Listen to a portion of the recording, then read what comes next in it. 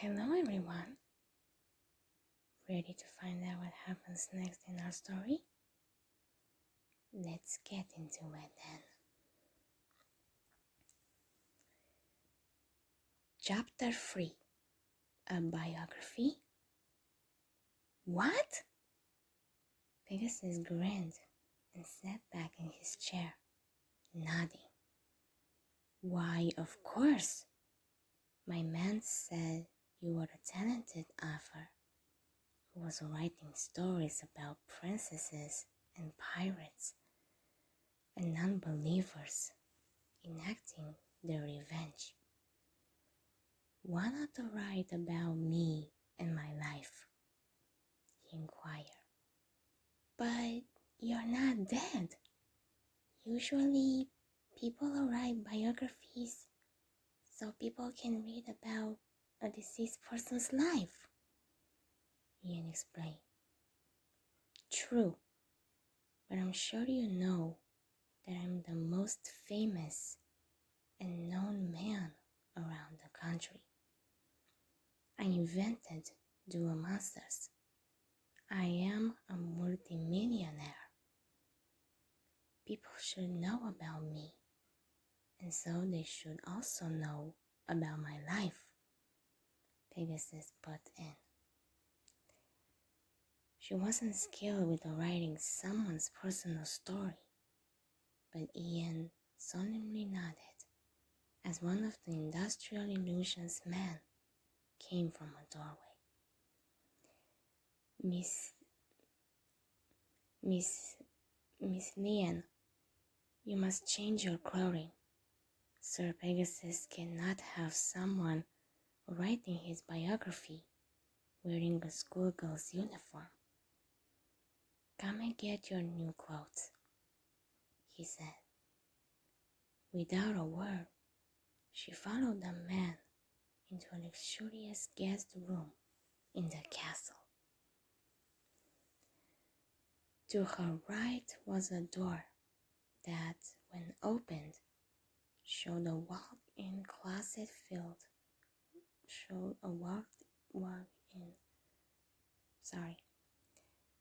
To her right was a door that, when opened, showed a walk-in closet filled with a variety of clothing from expensive brands.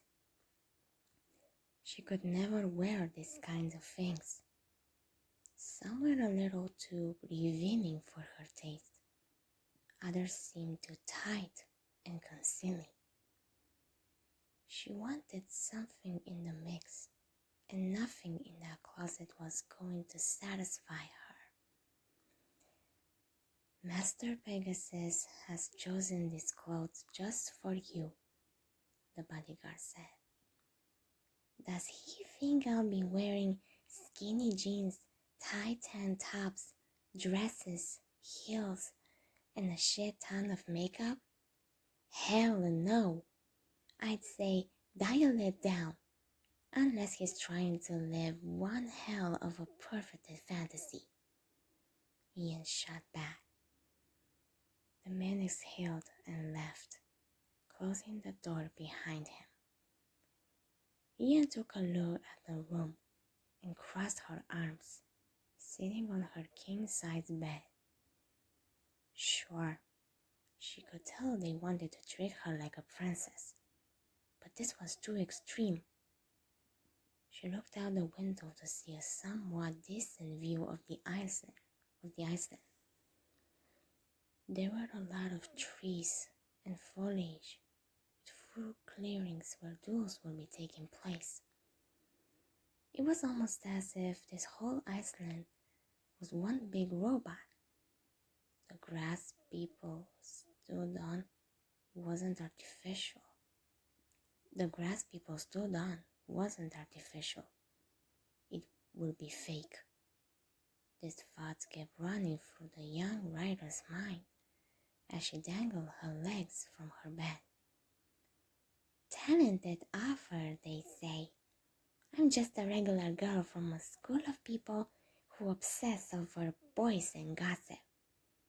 Ian thought angrily. As she kept thinking to herself, someone entered the room. He was one of the bodyguards. He looked like every other man that worked for Pegasus. "Good afternoon, miss. I have come to give you your dinner," the man said. "But wouldn't it be lunchtime?" Ian asked. "Ah, you're right. However, the master insists you eat early. He doesn't want you writing things down on an empty stomach," the bodyguard responded. Ian pursued her lips and nodded, watching as he brought a tray of food in.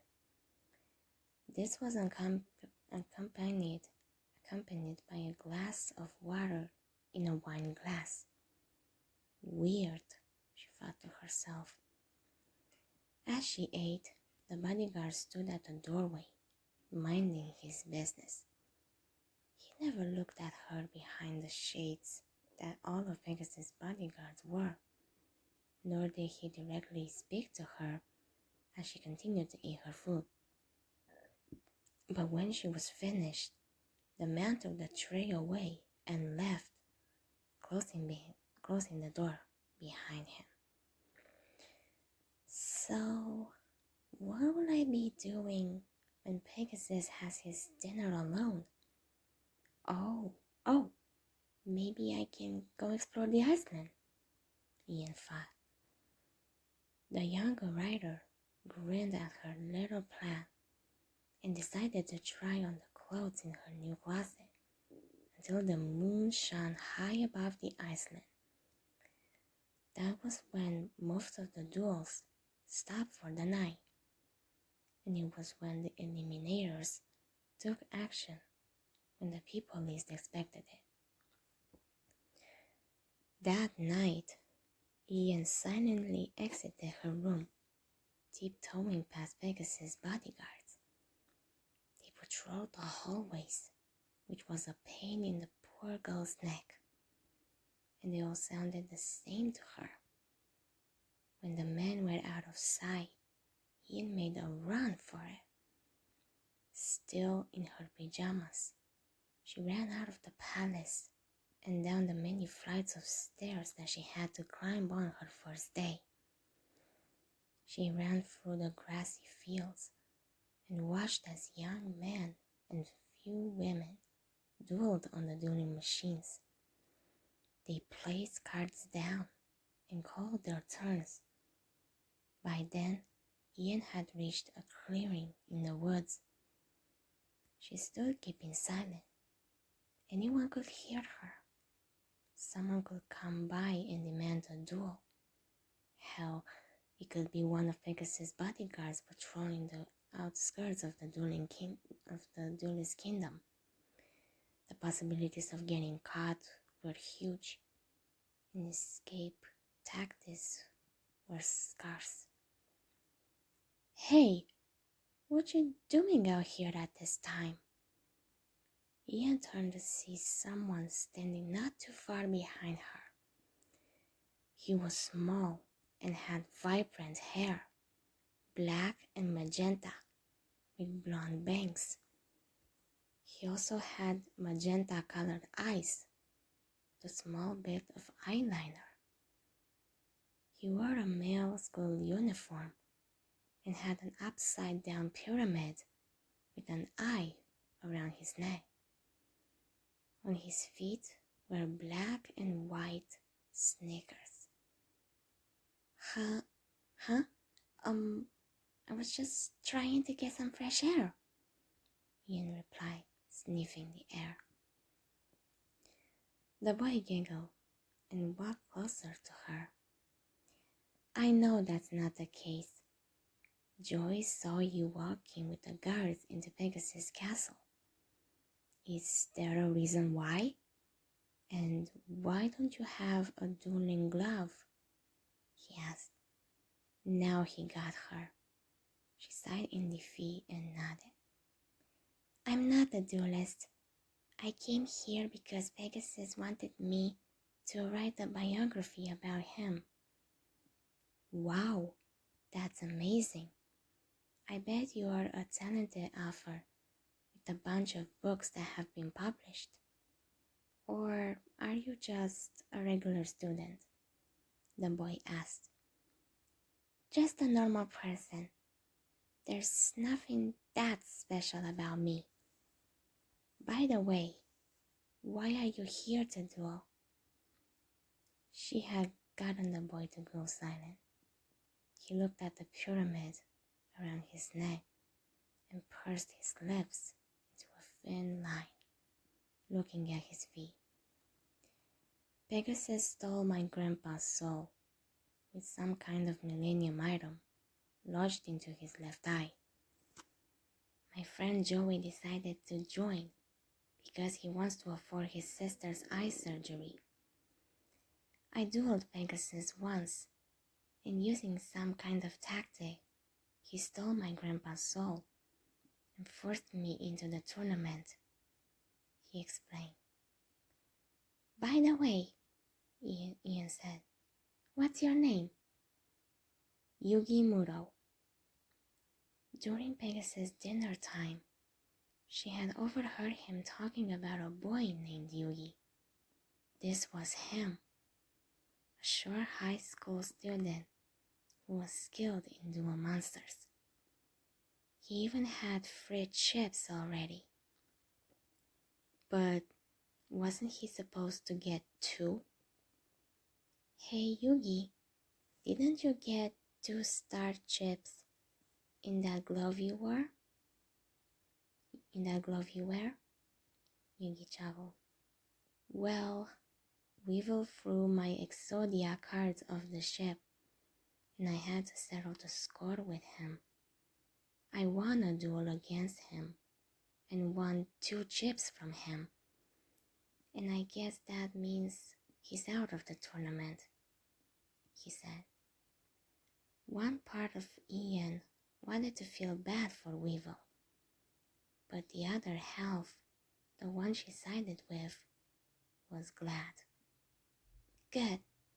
Now you just need 7 more chips to gain entry to Pegasus Castle and save your grandpa. I wish you the best of luck, Yugi, she said, holding her hand out. Immediately, Yugi's smile broadened as he took her hand, shaking it gently. And good luck to you too, Ian. I hope this biography you're writing turns out to be a super cool one. Her heart felt content. This was her first friend who wasn't from her school. Chapter 4. Hidden Beneath. The next day, Ian sat beside Pegasus, writing his biography as he told her about his personal life. He had a friend when he was young, and it was obvious. Her portrait was all over the palace, and the same one to be fair. She remembered seeing it as soon as she had walked with the man inside the palace that one day. Her name was Cecilia. He explained that when he came of age, he and her got married. Classic. A modern Shakespearean tragedy at its finest, Ian thought as she wrote. She wore a simple t-shirt with a blue jacket and dark blue sweatpants. She wore a simple t-shirt with a blue jacket and dark blue sweatpants. On her feet were black sneakers and white socks underneath. On one page in her book, she jotted down important notes. That's when Pegasus stopped monologuing and slapped her pencil away. It flew out of her hand and fell to the floor. Listen, Ian, my child. I know you're trying to be organized, but I have a goal here. I intend for my biography to be completed before someone comes to my palace with all 10 of their star chips. Now ditch the planner. You must get everything in this biography, he explained. First off, she was not his child. Who will call someone that? But you're going too fast. I can't catch everything you tell me, Ian said. Well then, I'll write faster. Huh, that was a stupid reply. He began talking again, and she just rolled her eyes, continuing to write at her pace. It was comfortable to write at a mediocre pace, but when someone forced her to write faster, it piled more stress on her than intended. The guards around the room watched and spoke of nothing, their eyes masked by their tinted sunglasses. So, what else do you want me to write? Ian asked. Write about the creation of dual monsters and its origins, Pegasus declared. The girl sighed and flipped the page, but her hand got sweated at. Ian pulled her hand away and gave him the lip, furrowing her eyebrows. Or write on the page you were writing on. Or write on the page you were writing on, Ian. Remember, we're turning this into a book. Oh, and make sure your writing is legible, Pegasus ordered. Blood boiled underneath her skin, but she exhaled and continued to write. The first traces of what later became dual monsters started in Egypt, thousands of years before. The ancient Egyptians used sorcery to battle one another in the shadow games. One of the bodyguards leaned over and eyed Ian's writing, only to get his foot stepped on. Don't look yet, she scolded. But Master Pegasus wants us to tell him how he's looking while you... How about this? Tell him to be patient, goddammit. As she continued to write Pegasus' boring biography, she was forced to hear his annoying voice, boasting about his greatness, blah, blah, blah. What would be nice was if she had headphones and she could write whatever sounded decent in regards to his biography. But according to Pegasus, everything had to be word for word.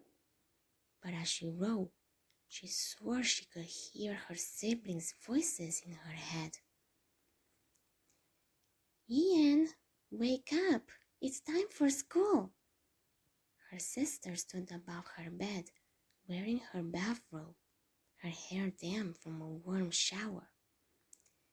It was another day of listening to her friends ask if she had a lover yet, and it annoyed the crap out of her. But she held herself out of bed and got ready, washing her face and brushing her teeth. When she got into her school uniform, she could hear her mother and father making breakfast in the kitchen. Her brother, on the other hand, was already ready for school. Ian, are you ready? Her mother asked. Coming, Ian replied. She ran downstairs and hugged her parents before waving goodbye to them. School started in less than 10 minutes, and her siblings had spent last night fighting with pillows and raiding their dad's stash of coffee. The three rode their bikes to school, as Name scolded them. Honestly, you two, that wasn't very smart of you. Getting into Dad's stash of coffee isn't good for you. Unless you want to stay up all night, which you did. But usually, Dad only goes there when he needs that extra burst of energy, she said. But we were thirsty, Ian's sister complained. And the water will make a bunch of noise if we tried using it, her brother added. I swear, next time you two do it, I'll tell Dad. Then he'll have you both on restriction for a month, Ian scolded. The siblings looked at each other, gulping. The thoughts of restriction scared them. No games, no outside time with friends, no outside time with friends. Just books, homework, and more boring things. Sis, why are we even talking about this? We have school to worry about, and our teacher is assigning a big test for us, the brother said. You two need to learn discipline, Ian responded. When the three of them got to the elementary school, Ian waved goodbye to her brother and sister, watching them walk into the school. Now she had to get to school. Ian took a deep breath and began pedaling to school on her bike, bracing herself for when her friends started asking random questions. It was shocking that Pegasus didn't wake her up from the thoughts of her family and the days she was forced to not live in the meantime. But something else felt off. That night, Ian had finished writing 2 chapters. Thank goodness, because she was tired as heck. She walked to her bedroom and closed the door, only to hear the sound of glass shattering. Was there a burglary? Was someone stupid enough to break in through the windows to do a Pegasus? Did they have all of their star chips? However, those assumptions were proven wrong when Ian heard yelling. She isn't working hard enough. It was Pegasus. But why was he complaining so much? Was he not satisfied with her work? Yes, she assumed. He had to be. He can't be satisfied with anything. Sir, there's no need to rush her work. She's doing all she can. But she has to finish it soon. Someone could be walking up those stairs tomorrow, and if I lose to that person, I'll be out of the business. Pegasus whined. Calm down, Master Pegasus. We'll make sure Ian gets your biography completed. We won't be handling food for her until she finishes 5 chapters a day. And how long do you expect this to run? As long as needed. I want every detail set in her paper. Oh, as Ian continued to listen, she wanted to stab the man countless times. She clenched her fist, silently stormed to her bedroom, slowly closing the door shut. When she shut the door, Ian grabbed a pillow and screamed into it, half ruining her makeup. But she didn't care. Oh, how she hated the wealthy class. That's when she got a good idea. Ian took her trusty pen and an extra journal that was conveniently lying around. Flipping to an empty page, she started the writing. The wealthy class isn't my favorite. I hope that one day I don't have to work for them again. Pegasus was already bad enough. Imagine what the others are like. But speaking for myself, I prefer the middle class. We're human. They're human. Everyone's a human if you think about it. There's no need to compare one to a wealthy person, unless it's money. If I were to work for someone, they better be in the middle class. Time for revision. Ian looked over her work and made sure there were no spelling errors. Thank goodness there were none. She folded the paper up and put it under her pillow, going to get into her pajamas. Out of all possible combinations, did they have to choose ones that were straight out of a fairy tale? Ian pushed the flowing nightgown aside and chose a simple oversized shirt and sweatpants. Much better, she thought. Now that her feelings had been poured out on a piece of paper, she lay down, closing her eyes. This is all for today, my lovely viewers.